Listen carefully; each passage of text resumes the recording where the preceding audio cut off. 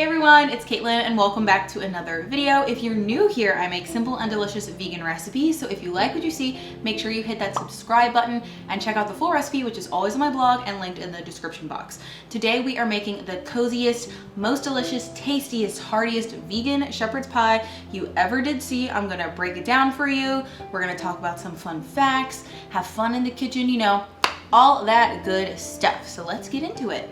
I personally think it's always fun to know where recipes come from, so we'll do a brief little mini history. Shepherd's pie was actually originally known as cottage pie. I gotta check my notes for that. Cottage pie dates back to 1791, but shepherd's pie came around in 1854. But either way, it's essentially the same. It's minced meat topped with a mashed potato crust on its most basic form. Actually, the original versions used to have mashed potatoes on the bottom and the sides and the top, but now today we kind of nix that stuff and just stick with the top. In the UK, it's usually made with lamb, but in the US, it's more commonly made with beef. Obviously, we like cows and sheep, so we're not going to be using either of those in this video, and we're going to be making it totally plant-based and vegan and gluten-free too.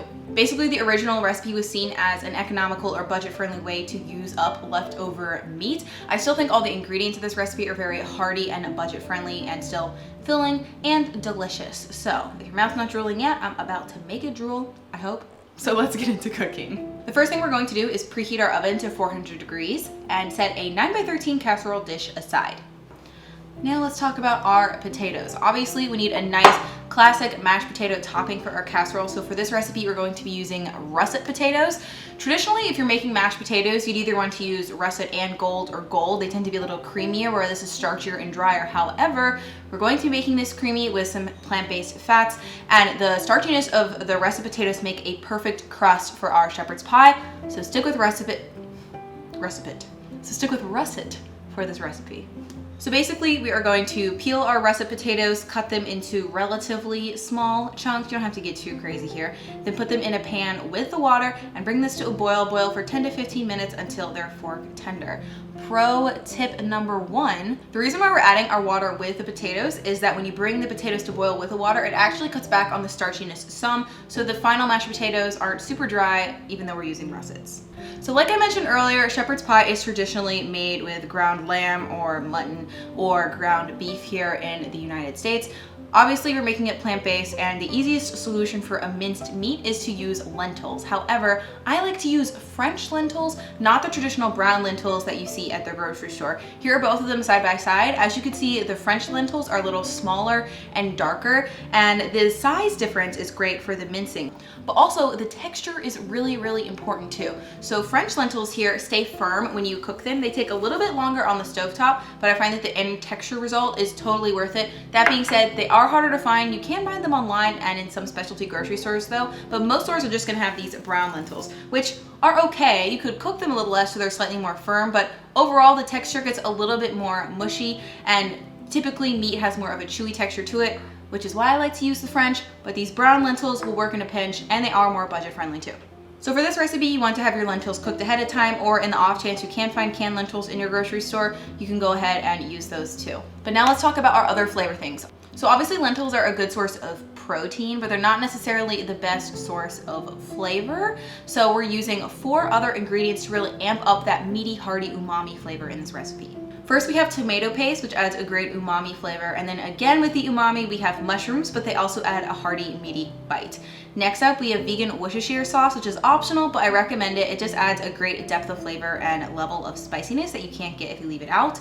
And then last but certainly not least, some vegan imitation beef broth for a hearty beef-ish flavor.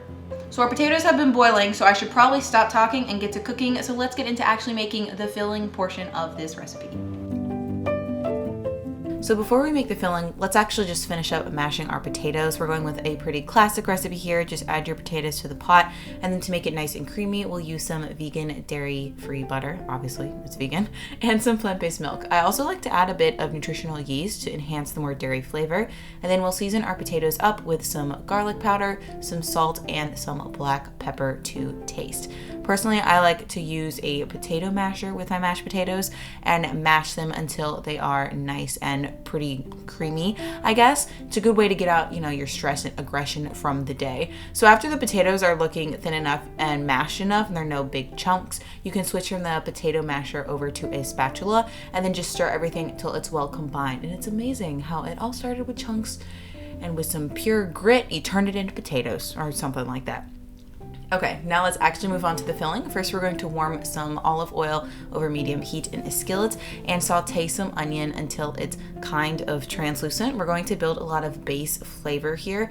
And what I like to do is actually add in my tomato paste to the onion early. So frying the tomato paste ahead of time is infusing it into the oil, and it's also bringing out more depth of flavor in the tomato paste. So it's already a great umami bomb, but this way it adds even more flavor to our final dish, making it all that more delicious. Next up, we're going to add in our mushrooms and our herbs. I'm using parsley, thyme, rosemary, salt, and pepper here.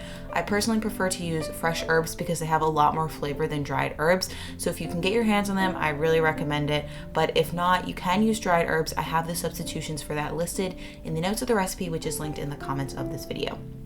So we'll saute that until the mushrooms are cooked down, then go in with our vegan garlic and Worcestershire sauce, plus some flour, which is sort of going to be the base of our gravy or sauce that's going to capture all the flavors for our filling. You can use regular flour or gluten-free flour for this recipe. It doesn't matter.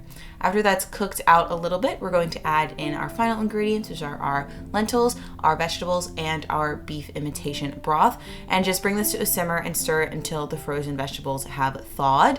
You can use fresh veggies if you want, but it's just easier to find a frozen veggie blend, so you do whatever works best for you.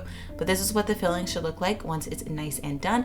So you can pull this off of the heat, and now we'll get to layering our casserole. Start by pouring all of that filling into the bottom, and then you can use a spatula to just make sure it's spread out, evenly mixed, and in a nice even layer. I went a little rogue and used a wooden spoon, but I guess either will work here. So next up, we're going to add the potatoes. The key to this is that you do want to add a little bit more milk to this recipe, which cooks out in the oven, so the potatoes become nice and spreadable. But first, we are going to start by dolloping them onto the pan, and then start by spreading them out into a relatively even layer. Now, a key note here, we're not just going to be putting our mashed potatoes on and making a nice smooth top. One of the great things about shepherd's pie is that you get a crisp crust, and the best way to achieve optimum browning and texture with your potatoes is to use a fork. Just rough them up a little bit. Now you can do whatever method you want. You can do a cross hatch, you can make a shape or make some sort of interpretive abstract art. Personally, I just like to go with a basic wavy shape. Either way, you're getting peaks and ridges, and the peaks are going to brown and get nice and crispy once we bake it in the oven. But before we put this in the oven, you're going to use that remaining tablespoon of butter that you're going to melt, brush this on top, and this is going to help with the browning even more. It's optional, but if you really want that crisp crust, I highly recommend it. So let's pop this in the oven, and this is what it looks like when it comes out. It's hearty, it's creamy, tender. You got a nice thick layer of brown mashed potatoes on top, and some veggies and lentils in the most delicious gravy on the bottom. You want to let the casserole cool for about 15 minutes before serving, but once it's cooled, you can go ahead, serve it up, dig in, and enjoy. So we've got homemade vegan shepherd's pie with a textured lentil mushroom filling with crispy golden mashed potatoes on top with some salt bay parsley.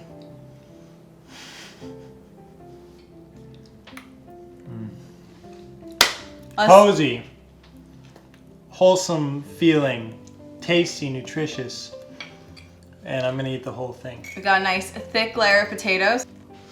You can't, the mic's not gonna pick it up, but we got a nice, get a nice crispy coating on the potatoes.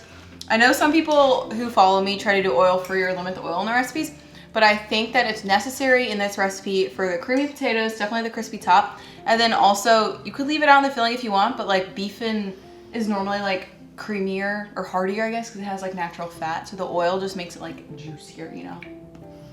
But I'm really happy with how the flavors came out. Really happy with the texture. I definitely like these lentils over like the mushy lentils. I feel like it makes it more fun to eat because you already have the mushy mashed potatoes on top.